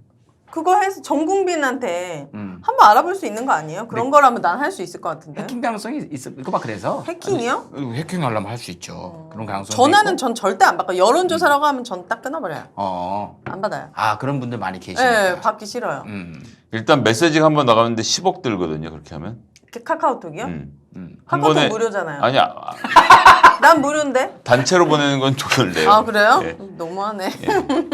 공짜인 줄 알았죠. 아. 그래서 국회의원들 저기 문자 보내는데 돈 많이 들어가. 이제 문자 보내는 것도 카카오톡도 해서 10억이라서 언론사가 여론조사 할 때 쓰는 비용이 200, 300, 뭐 500만 원 정도이기 때문에 예, 그렇게 많은 비용을 들여서는 하지 않죠. 알겠습니다. 그리고 여론조사는 1000개, 2000개의 샘플이면 국민이 갖고 있는 생각이랑 거의 비슷하게 맞출 수 있기 때문에 그렇게 많이 꼭 할 필요는 없어요. 그러니까 저는 이제 앞으로 나라가 더 이렇게 IT도 발전하고 막 그렇게 되면은 정말 해킹이 불가능한 무언가를 만들어내면은 대통령도 사실은 그냥 딱 뽑아놓은 노트에 무슨 국가의 중요 사안이 있을 때 그냥 국민투표 때려버리는 거예요. 2, 30억 들더라도 솔직히 춤이 남는 장사잖아요. 난 그런 세상도 오지 않을까. 특히 우리나라라면 그런 걸 할 수 있을 거라는 맞아요. 생각이 들어요. 왜냐하면 IT 광고. 보급률이 엄청나게 높으니까. 네. 아무튼 뭐 그런 생각도 해봤는데 또 앞서가는 생각하시네. 아무튼 6일 전까지는 안 됩니다. 그렇다면은 이게 요거는 그냥 설명을 드릴게요. 네. 그 전에 7일 이후 그 이전 뭐 10일 전, 8일 전, 9일 전, 7일 전 해서 조사한 게 있어요. 그걸 갖다가 선거 3일 전에 발표를 해. 알려. 그건 가능할까요? 불가능할까요? 되겠네요. 어. 되니까 물어보겠죠. 어떻습니까, 형님? 된다고 알고 있는데 저는. 네. 예. 6일 전부터 한 거는 절대로 얘기하면 안 돼요. 선거 투표 끝나고 나서 얘기하면 되는데 보니까 그렇더라고요. 그 전에 한 건 얘기해도 이제 돼요. 이게 그럼 네. 뭐냐 하면 그 6일 동안 민심이 어떻게 변했다라고 언론 보고 얘기하지 말라는 거예요. 그런 거예요. 그런 의미가 들어있는 겁니다. 옛날에 이렇게 했다라는 흐름을 보는 거는 충분히 가능하죠. 이전 조사를 보면 이랬다 뭐 이걸 할 수 있다는 거죠. 근데 제가 볼 때는 아까 형님이 정확하게 말씀하신 대로 담합해갖고 여론조사 야 너 벌금 먹거나 회사 문 닫을 생각으로 한번 튀는 거 한번 하자. 나 압도적으로 나오는 걸로. 이렇게 하는 쓰레기 조사가 나올 수도 있고 그리고 솔직히 뭐 이거는 국민을 못 믿는 걸 수도 있는데 이런 마음도 있다고 그래요. 자기가 지지하는 후보하고 저 후보가 너무 차이가 나면 투표 포기를 하지 않느냐. 그쵸. 이건 민주주의의 기본 정신을 해할 수 있다. 여론조사 때문에. 아니면 둘 다 비등하면은 더 높은 사람한테 몰아주는 게 낫겠다 이런 생각도 하죠. 네. 그러니까 네. 그런 게 있을까봐 우리나라는 그렇게 하고 있다. 근데 저는 이거 잘하는 것 같아요. 또 답답하긴 한데 내가 볼 때는 미국이나 영국도 그런 게 있을 수 있고 그런 거 장난을 칠 수 있다고 생각하니까 형님이 얘기했듯이 다른 나라들은 이런 게 없습니다. 예. 미국, 영국 보니까 뭐 이런 제도는 없다고 얘기를 해요. 네, 저는 없애는 쪽으로 가야 된다고 봐요. 국가가 규제할 수 있는 성질의 문제가 아닌데 다만 지금 현재 언론 상태로는 안 되고 자기들끼리 여론조사를 어느 정도 수준 이상으로 된 것만 발표할지에 대해서 합의를 하는 게 먼저다라는 네. 말씀드리겠습니다. 여기 보면은 잘 모르는 언론사에서 처음 들어보는 회사에 의뢰를 해가지고 한쪽 후보가 일방적으로 높게 나오는 그런 조사들이 있어요. 그걸 또 메이저 언론이란 데가 다 받아갖고 띄운단 말이죠. 그래서 형님 얘기한 대로 그렇죠. 예. 우리나라 언론 지형에서는 지금 규제가 있는 게 안 된다. 맞다. 네, 왜? 알겠습니다. 쓰레기 짓거리를 하니까. 네. 미안합니다. 네. 내가 뭐 격한 말을 썼죠. 트래시. 예. 맞죠? 자 이제 오늘 윤혜 씨가 이제 담당하는 시간입니다. 오윤혜 이것 좀 알려줘봐요. 알려줘봐요. 아까 살짝 나왔는데 오늘 네. 뭐가 궁금합니까? 보니까 2030 본인이 전 질문이에요? 네, MZ 세대가 굉장히 지금 민주당 지금 여당에 좀 등을 많이 돌린 것 같은데 그 어떤 사건이나 계기가 있었는지. 지금 왜 이렇게 젊은 세대가 민주당을 싫어하는지 이거군요. 네. 그렇죠. 예. 보니까 왜냐면 국힘당에서 음. 이번에 홍준표 후보가 탈락하고 난 이후에 뭐 탈당 인증을 했다. 그러면 2030이 그럼 그만큼 많이 또 있었다는 거 입당을 아닌가요? 했었다는 거잖아요. 그러니까 왜 이렇게 여당에 이제 등을 돌리고 야당에 지지를 하게 된 건지. 뭐 여러 가지 이유가 있겠는데 일단 가져가세요. 민주당의 경우에는 2018년, 17년 이럴 때부터는 여성들이 20, 30대 여성들이 워낙 민주당을 지지를 많이 했어요. 문재인 정부에 대한 지지도 높았고 네. 그래서 남자는 반반 정도 갈라먹고 있었거든요. 네. 그러니까 남자를 포기를 했어요. 그리고 여성표만 챙기면 되겠다라고 실제적으로 전략적으로 생각했던 때가 있는데 그런데 지금의 20대 남성의 삶이라는 건 50대인 사람들이 겪었던 거하고는 다르잖아요.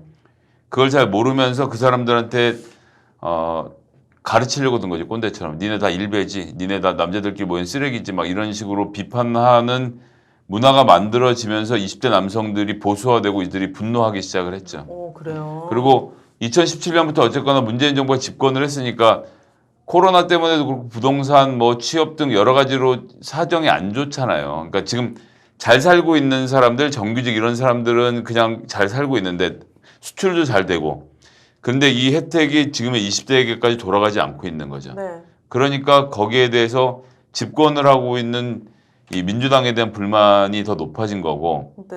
그런데 저쪽에는 20대 남성들의 의견을 듣는 이준석이라든지 뭐 홍준표라든지 하태경이라든지 이런 분들이 이제 나서서 조금씩 여론을 모아오는 과정이 있었고 민주당은 안 했나요? 그런데 좀 소홀했죠. 그런데 소홀했고 근데 그 사람들은 또 20대 남성 커뮤니티의 의견이잖아요. 네.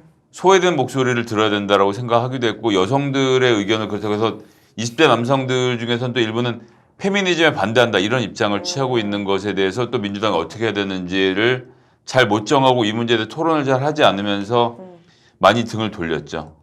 그래서 이재명 후보가 지금부터라도 듣겠습니다라고 태도를 바꿔서 그런 커뮤니티에 올라오는 글들도 공유해서 한번 읽어보시라고 권하고 네. 지금 한참 활발하게 토론이 벌어지고 있는 중이에요. 제가 20대 때 정치에 관심을 가졌나 생각하면 사실 관심이 없었거든요. 없지. 근데 요즘 20대들은 그게 전혀 아니라고 한다면 내 삶에 직접적인 피해가 느껴졌고 뭔가 정부가 잘못하고 있다는 게 느껴지니까 반감이 가졌을 거라는 생각이 들어요. 아무 이유 없이 정치에 관심을 갖고 예, 근데 하여튼 그것도 목소리를- 여전히 그런 남성 일부 커뮤니티의 목소리가 지금 크게 들리고 있는 상황인 것도 있으니까 그런 것들을 잘 감안해서 여러 가지 각도에서 봐야 되는 것이고 결국은 경제를 어떻게 살릴 것인가에 대해서 민주당이 제대로 된 답을 내놓도록 노력하는 것 그리고 일벤이 뭐니 욕하지 말고 그 사람들의 얘기를 이렇게 듣는 태도를 취하는 것. 보통 이제 40, 50대 특히 옛날 학생운동 했고 막 이런 사람들은 자기들은 똑똑했는데 쟤네들은 멍청하다 이런 생각들을 하는 사람들이 이제 막 이런 이 공격적인 성향이 드러나니까 예. 그런 그러니까 문제가 생기죠. 민주당이 여성 쪽에 더 많이 신경을 쓴 건 맞아요. 그리고 저기 남자들이 젊은 남자들이 소외받을 그런 충분한 그 분노가 쌓일 수 있게 흘러왔던 거죠. 20, 30대 남자들이 이야기하는 그 처음에 울분이 뭐였냐면 지금 그 페미니즘, 남녀 평등을 주장하는 여성들이 계속 기득권 남성들에 대해서 당신들이 우월적 지위를 지니고 있지 않느냐. 그건 맞아요. 40, 50대 남자들이 그런 시대를 살았어요. 네. 근데 지금 피해를 받는 건 2030 남자들이 돼버렸단 말이에요. 왜냐하면 40, 50대들은 이미 그 시대가 지나고 자기들은 각자 일들을 하고 있으니까. 이제 자기 자리를 잡아가야 되는 20, 30대 남은 한 얘기가 그거였어요. 여자들아, 우리는 태어나서 너희들보다 뭐 대접받은 적이 한 번도 없어. 근데 우리한테 왜 그러니? 그거였었거든요. 네. 거기서 이제 분노가 쌓이면서 이렇게 막 터져 나오고 목소리들을 내기 시작하면서 이 사회 돌아가는 데서 공부를 하고 제일 중요한 건 전 그거라고 생각해요. 민주당이 다시 아직 기회가 있는 게 뭐 기회라고 하긴 뭐합니다만은 그들은 당을 보고 정파성 때문에 국민의 힘을 지지하는 게 아니에요. 자기 목소리를 들어주는 사람이 그쵸. 있으면 그 사람을 따라가는 거라고 저는 맞아요. 생각을 하거든요. 그런 점에서 어떻게 보면은 그 정치인 각자 본인의 능력과 개인기로 20, 30대 남자들 충분히 세를 모을 수 있지 않나. 이재명 후보가 최근에 그 비트코인 그런 디지털 화폐 네. 그 부가세 1년 유예하겠다고 하더라고요. 전 이거 되게 좋은 생각인 게 20, 30대가 정말 여기에 투자를 많이 했잖아요. 가장 많이 투자한 것이 20대 남성들이죠. 네, 그러니까 좀 직접적인 혜택을 어. 보기 때문에 이런 거 좀 잘 밀면은 좀. 근데 여성도 많이 하거든요. 그러니까 젊은 세대를 위한 정책이라고 네. 보면 될 것 같아요. 예, 거기다 세금 그 1년 유예한다고 네. 하는 건 아무튼 그렇게 요즘 됐습니다. 시사 프로그램 많이 나가시는 것 같은데. 아 뉴스에서 다 알려주더라고요. 네. 뉴스를 많이 보시는구나. 전 뉴스만 네. 봅니다. 제가 볼 때 돈 관련된 거예요. 네. 중요하죠. 예, 네, 중요하죠. 네. 예. 제일 중요하다고 관심 생각합니다. 많습니다. 예. 그게 당연한 거고 네. 그러다가 이제 다른 쪽도 관심 가지게 되는 거고 아무튼 뭐 민주당에서 김남국 의원이 처음에 이제 그 남초 커뮤니티 네. 그 사이트에 한번 그 시도를 했었고 아직도 그 진행 중이니까 이 민주당의 젊은 의원들도 이제 하나 둘 나서지 않을까라는 생각. 근데 또 하나 걱정은 민주당의 젊은 의원들이 또 자꾸 고여가질 않을까. 자꾸 당 안에서만 안주하려고 하는 그런 모습들을 빨리 깨고 누구 하나라도 나와가지고 왜 항상 목소리를 내는 젊은 의원들은 따로 있는가 그건 좀 생각을 해보고 욕먹을 각오로 좀 젊은 의원으로서의 패기를 좀 보여주면 좋겠다. 제가 볼 때 우리 성희 형님 국회 들어가면은 진짜 욕 많이 먹을 거거든요. 젊은 피 되는 그냥 거잖아요. 언론에 내가 어떻게 젊어요? 예. 말도 안 지금은 되는 얘기지. 그냥 평론가, 대변인 이러니까 이제 언론에서 별로 안 다루지만 정치인 되면 더 세게 나갈 거란 말이에요. 세게 나갈지 지켜봐야지. 우리가 또 여기 국회의원 배지 달면은 어떻게 변할지. 그럼 이제 변해야지. 안 돼, 저 형은 이렇게 있잖아. 욕을 못 봐. 걔 일해야 되는 사람이야. 아니에요, 아니에요. 지켜보겠습니다. 제가 볼 때는 비굴하게 타협하는 정치인의 새로운 사례를 보여드립니다. 알겠습니다. 네. 자, 오늘 이렇게 이야기 나눠봤습니다. 형님 오늘 뭐 만족하십니까? 아, 예, 좋았습니다. 네. 예. 윤혜 씨도 네. 괜찮으셨나요? 더 분발해야 될 것 같다. 그리고 내년 대선을 위해. 그렇죠. 내년 대선을 위해서라면 네. 성희 형님한테 더 들이대는 모습을 좀 아까 살짝 나왔는데 네. 네, 성질 좀 나왔으면 들이댈 좋겠어요. 게 좀 없어, 약간 어. 이분은. 너무 설명을 잘해서 그러는데 근데 좀 지루하긴 해. 그렇지. 약간 졸려. 그러면 네. 다음 주부터는 네. 이거 어려워. 너무 쉽게, 길어. 쉽게. TMI. 길어. 어. 이렇게 좀 얘기해 주시면 알겠습니다. 좋겠다. 예. 우리 성형 성격도 좀 나와야 되니까. 네, 알겠습니다. 우리가 너무 좀 온건하게 가는 건 아닌가. 아, 네. 오인혜 씨의 권투를 빕니다. 다음 주 기대돼? 다음 주 뭐냐고?